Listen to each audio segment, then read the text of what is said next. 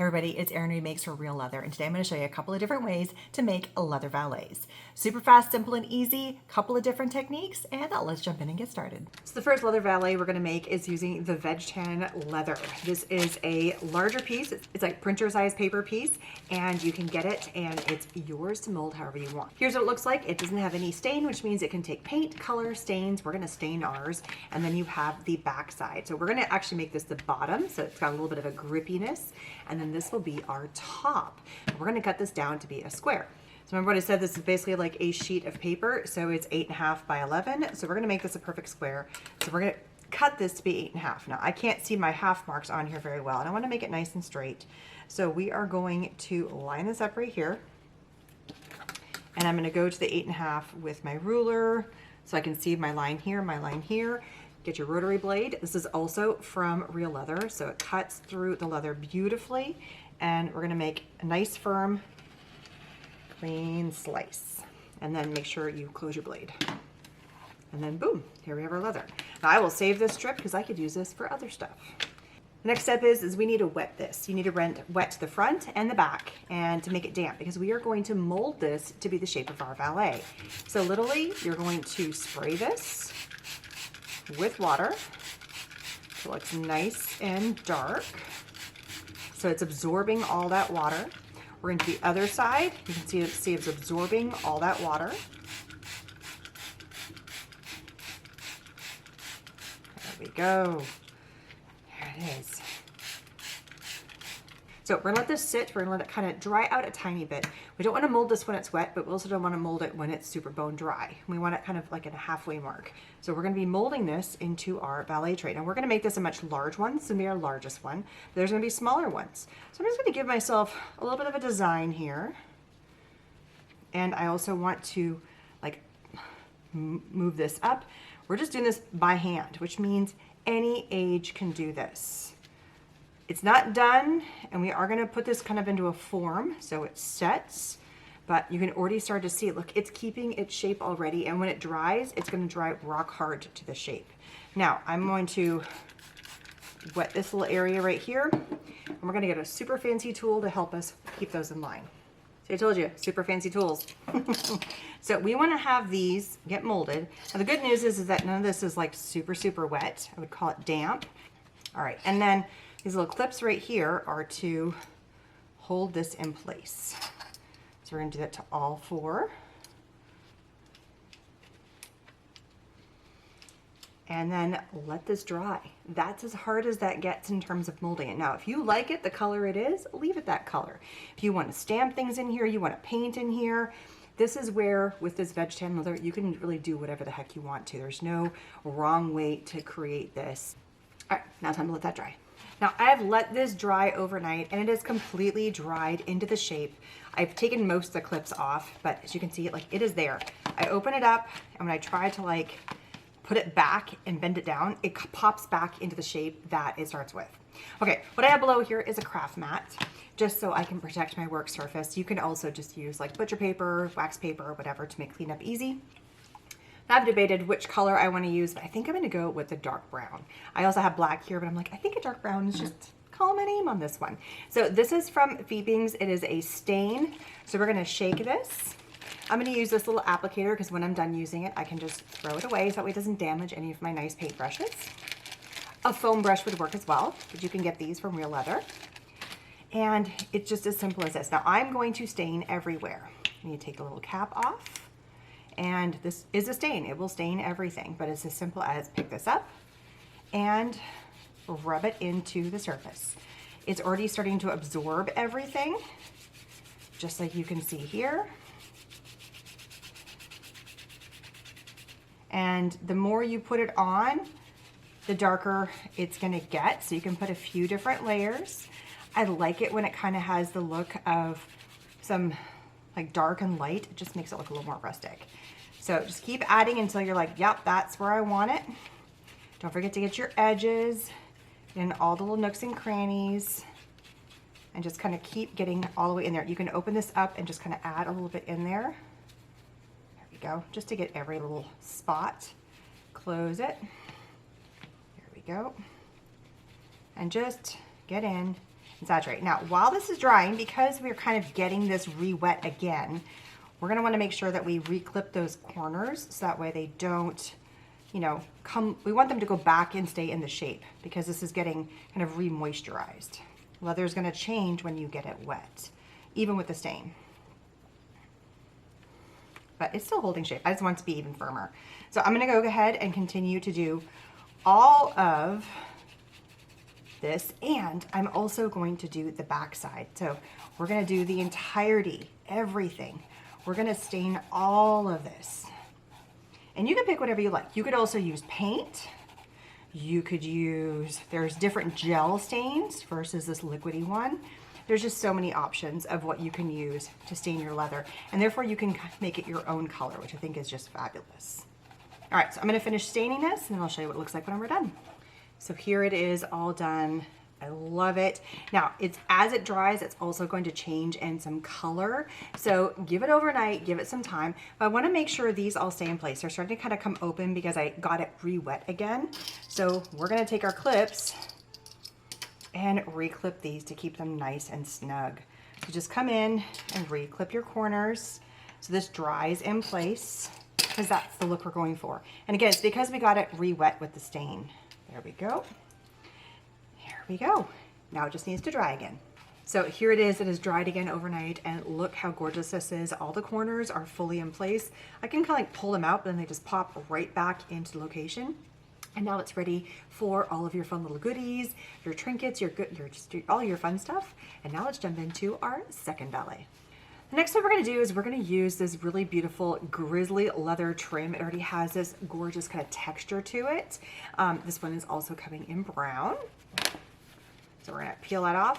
And just like before, I'm gonna go ahead and cut this down to be a square. And this time we're gonna do a 6x6 square.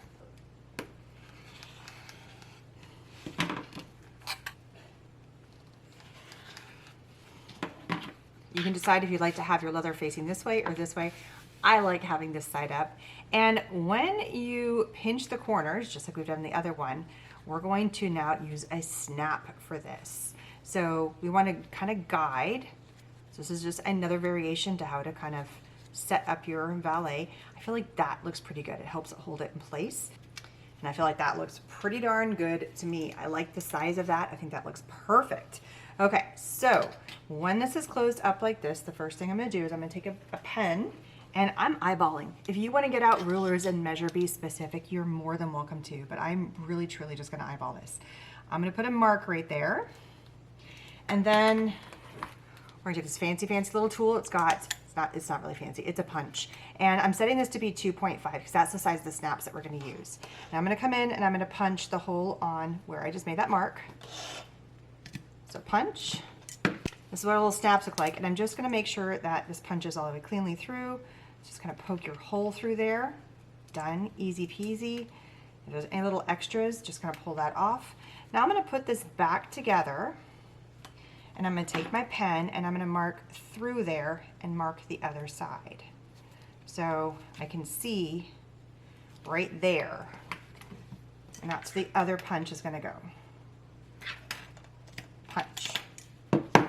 Now these little snaps we're using are also available from Real Leather. There is a post side and there's a little snap side.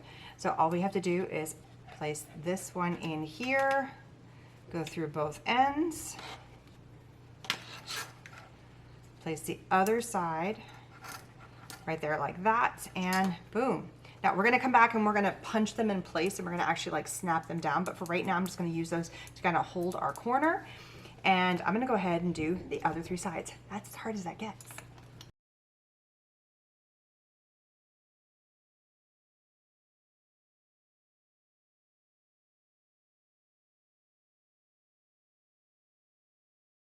And there it is, there's our little pouch. We just look at that. Look how cute and easy that is.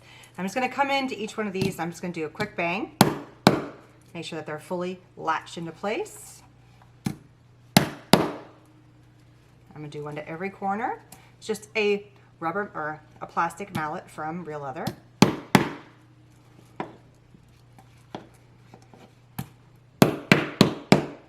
And you can't get any easier than that. Look how fast and simple that is. So that is version 2. Version 3, we're going to use another leather. This is called Triumph leather. This is already made in a beautiful blue color. Look how gorgeous this is.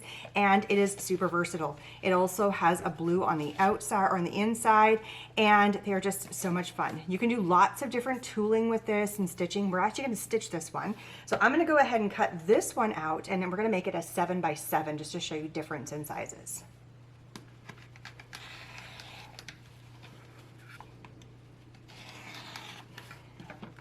Just like we did before, we're going to take our leather and we're going to do about the same distance that we did before. Now, I just did the wrong way because I had the, you could have like the suede side on the side in, or you could have the leathery side. Let's do the leathery side and have the kind of the rougher side, the suede side down, because that would give it a nice kind of grip to whatever table you're on, and the smooth, pretty side is up. But you're still going to see it, so it creates this kind of fun contrast. So we're going to do about the same. I like about 1 inch and about 1/2 inch down, so just like we did the other ones. So we're going to do a dot there, punch. It's the same process. Punch through, and then just like before, we're going to line this back up again so I can see that hole. Place my little pen mark. Make sure this lines up just right. We want to get this lined up so that they're even. Put my little mark right there. There it is. Find my mark, which is right here, and punch. And that punches through cleanly. So you should have 2 holes right there. I'm gonna do the same thing for all 3 sides here.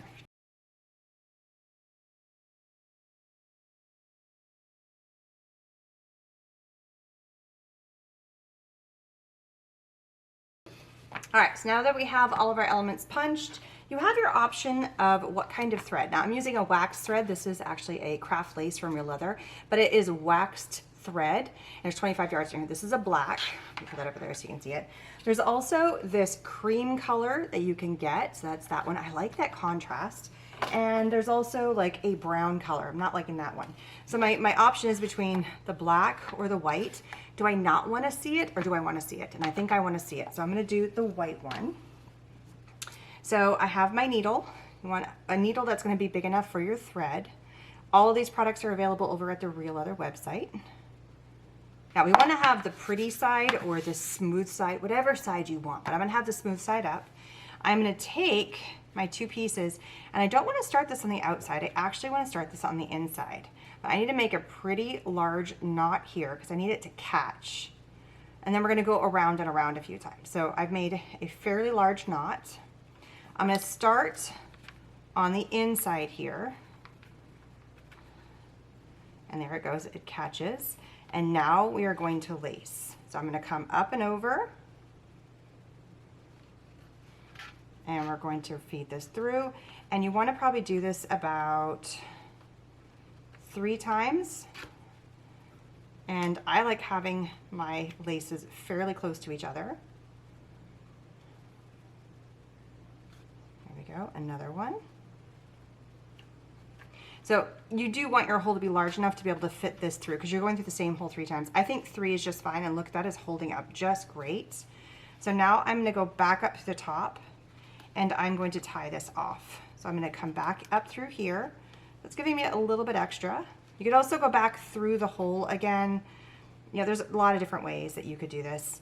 And now I'm going to wrap around the top and then pull tight through here. So I'm creating like a little half hitch and half hitch it down at the bottom and pull it really close. So it's really cinching that in. That is plenty. The wax thread is going to help bind to itself. So you just want to snip it nice and close. And you can always kind of tuck that extra little piece so you don't see that. Just tuck that in. All right, let's do another one so you can see what that looks like. I'm going to go ahead and thread another piece. All right, so remember, you tie a nice big knot at the bottom. Start from the inside so you can hide that knot, pull it through, and kind of like tuck it in that way. And just make sure it faces down. Pull tight. You can always kind of like rearrange it, and then start going up and around. You can always fix that little piece once you start tying it in. 1, 2, 3, get them all nice and close, nice and bound. Come up, go through the top, and then give yourself a half hitch. And you can pull either direction. I'm gonna pull from this way again and really cinch everything in, pull down, and done. Snip off the excess. And there it is, all done, a sewn version and showing a little bit of some fun stitching, a little contrasting color, or you could do like a regular color that looks the same. So this is the 7-inch Valet. Then we have our snap that is the 6-inch Valet. So we have little snaps holding it together. Concept is the same for all of them. It looks so cute together. And they kind of stack in each other a little bit, right? And again, 2 different types of leather. This is Grizzly, this is Triumph. And then here we have our veg-tan leather, and this one is done in the 8.5. So what can you do with these valets? It's an easy thing to throw your keys in, your loose change in. Not that we really use change much anymore. To throw your jewelry in, your just kind of whatever. It becomes like a little catch-all, cute little kind of bowl that you can put whatever you like. It can be on your bedside table. I would stay away from water because, as we know, water helps mold this. So if this one got wet, it would become unmolded. But it could definitely go on like your desk or your dresser or your bedside table, or it could go on your coffee table as a fun little something, because they're leather, they're absolutely gorgeous, and they can come in whatever color you choose that you would like to have. And how you choose to bind them together, whether it be molding by water, stitching, or a little clasp, is completely up to you. I hope you enjoyed learning all these fun techniques to making your own fast and easy leather valet. It is really, really simple, fast and easy, and you can customize it to be your own size, your own style, your own color. That's what makes it the best when you make it for yourself. Don't forget, you can find all of these amazing products over at the Real Leather website, or you can find them at your amazing big box craft stores. And don't forget to check out all the other video tutorials over here on the Real Leather YouTube channel. Bye, everybody.